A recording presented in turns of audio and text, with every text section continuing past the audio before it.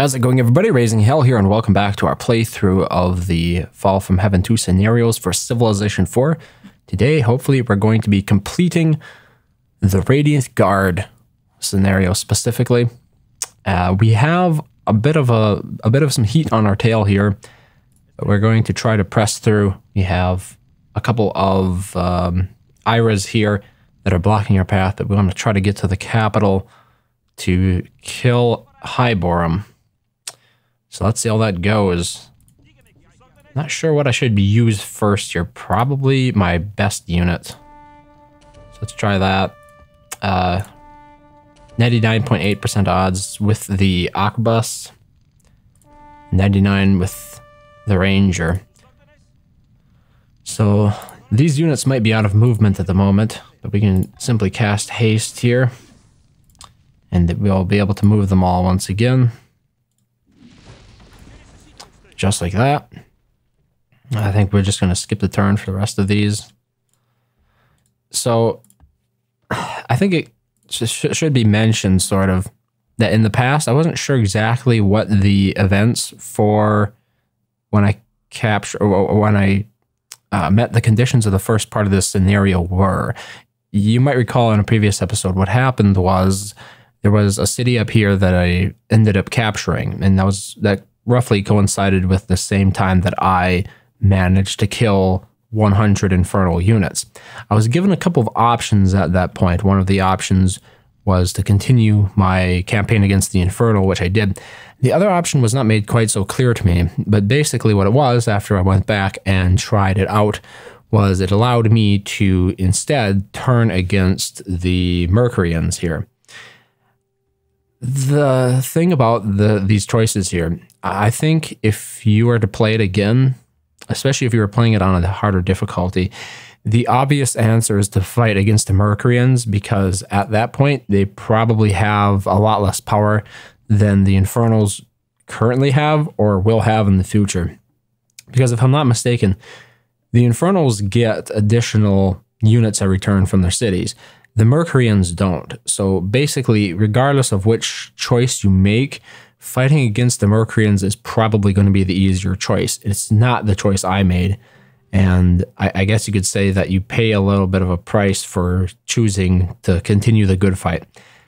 I decided to stick with the good fight basically because in the last campaign that we did, I was sort of the bad guy in it.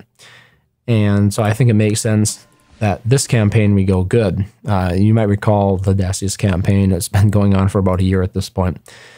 In that campaign, I played the bad guy. I went full bad Decius, basically. So in this campaign that focuses on Falmar of the Lonan, I decided to go with the good guys here. So take it for what you think it's worth. That's the direction that I decided to take the playthrough in. Now here we have Hyborum. What I'm going to do, I think, mostly is get the floating eyeballs going, which will allow me to bombard the defenses of this place down.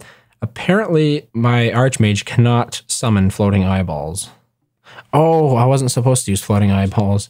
That's my bad. I was supposed to use fireballs. Fireballs are what can bombard. So there we go, down to 30%. Not going to be quite as nice. Fortunately, he hasn't moved his stack any closer. That same huge stack, the stack of doom there, is just as far away as it was before. This gives us a bit of an idea of what his land is like here. A couple of units down here as well, and a lot of IRAs, it would appear. I hadn't seen many up until this point. But let's continue on to the next turn, I think. You'll see how that goes. So I wasted some opportunities here, obviously. I think we can make back. I think we can make it back, though. We want to deal as much damage here. And then I'm going to be summoning in fireballs, I think, to finish bombarding the defenses here. All the way down to 0% for the city. So there you have it. 0%. Let's put Guybrush in here again. Oh, 72% against Hyborum. Those odds are not quite so good. Oh, wow. It finished. We won. So we didn't have to take out all the Infernal Cities, just kill Hyborum. That was the part that I wasn't so sure about. Verkiel dropped to his knees and cried. He was an angel of Lugus, Lord of the Dawn and Revelation, but he was unable to deliver his message. He knew where Mikiel's wife and daughter were imprisoned. Verkiel was kneeling beside them in the ether, but Mikiel was too full of fear and doubt to hear the angel's voice. The city's priests either didn't understand the message or were too busy praising the victory against the Infernals. Even now, the heretics sat in the barracks' main hall, planning to kill their 2 prisoners and dump the bodies into the sewers. They were only 1 floor above them, and after weeks of being held within the barracks, the prisoners only had a few minutes left to live. "Why are you crying?" Verkiel stopped in surprise. He looked up to see Megan, Mikiel's 3-year-old daughter, looking at him quizzically. "Can you see me, child?" Verkiel asked, equally puzzled. "Of course. What is your name?" she asked. Hala, Megan's mother, sat staring at the iron-bound door of the cell as she had for weeks. The room they were trapped in was an old storage room, and still had a pile of old tools and supplies in it. She had been through it a dozen times, but there was nothing that could help her escape. She tried to stay strong while Megan was awake, and save her tears for when her daughter was sleeping. She was so lost in her thoughts, it took her a minute to realize Megan was holding a conversation with an old broom. "Chipmunk, what are you talking to?" Megan smiled. "His name is Verkiel. He's an angel, and he will help us get back to Daddy." Hala had no words. At 3 years old, her daughter had gone crazy. Hala wasn't sure if she should be jealous of her daughter's hope or condemn her for it. "We need something shiny," Megan said, going again through the pile of supplies. She finally found an old copper plate that seemed to satisfy her, and she cleaned it as well as possible with the hem of her dress.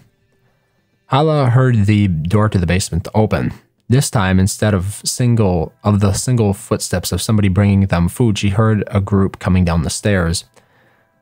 Hala pulled Megan into her arms, and when she squirmed, Hala told her to be quiet. There was a jingle of keys, and then the door opened. 6 men, all of the conspirators, were here. 2 of them had swords drawn, 1 a knife, and another had a rope that looked about to be put to use. "Sorry, dearie," he said. "Your husband's too stubborn for his own good." At that, Megan tore free of her mother's grip and stood protectively in front of her. She held the polished copper plate above her head, and the men stepped back a bit at the sudden move. Nothing happened. Then Megan asked the broom, "What do I say?" "Come on, dearie," the man carrying the rope said. "Ain't no joy in killing a child, but it's either you go into the sewers or I go into the dungeon, and I ain't fool enough to consider that." "You cannot hide your actions," Megan shouted in a voice half her own and half otherworldly. "Lugus will reveal all. If you mean to escape, then flee now into the darkness. This area has been claimed by the Rose of Summer." Hala was more surprised than the men, and they took a stunned step backwards. But realizing that no matter the threat, they weren't about to be cowed by a 3-year-old with a plate, one of the swordsmen stepped towards Megan. The copper plate exploded in light.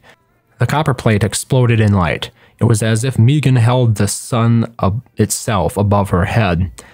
The men covered their eyes in pain. Light flooded the storage room, the hallway, and up into the barracks itself. Breaking free of every window or crack in the barracks walls, light came spilling out into the dark streets of Bourne. The Radiant Guard knew immediately that the power of Lugus was manifest within the city and rushed towards the barracks. One of the kidnappers yelled for his men to stand firm. The light burnt through to his eyes, even when they were closed and covered by his arm. He placed his sword in front of him and risked one peek to where he thought the little girl was standing. When he looked, he saw a golden angel standing before him with a blazing sword. "You will not harm these people," the angel said. The heretics fled out of the barracks and into the street, where they were met by the Radiant Guard and quickly arrested. Kael was just about to question one when his wife and daughter stepped out of the barracks.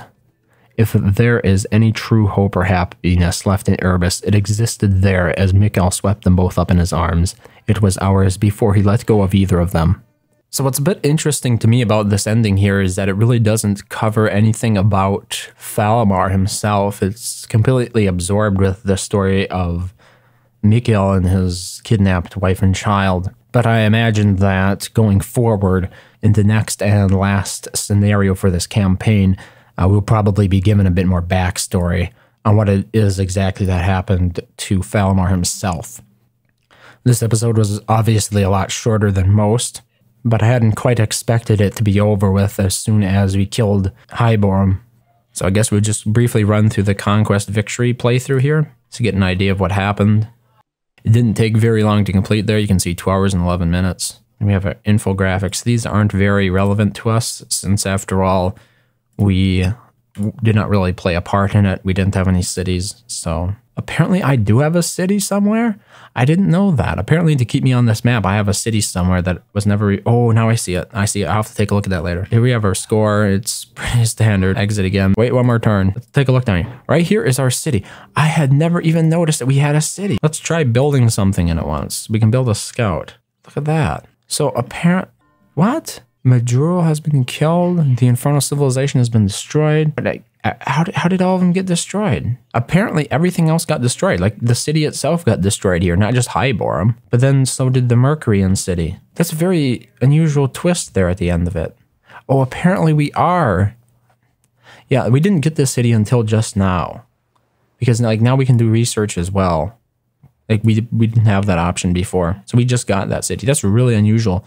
But like all the other cities apparently have been destroyed at this point. And yet there's really no reason to do that, because going forward here, you know, we've already won this scenario. There's no real reason to play it any further. There are no further objectives. Still interesting nonetheless, though, I think. But yeah, that completes the Radiant Guard scenario for Civilization 4, Fall from Heaven 2.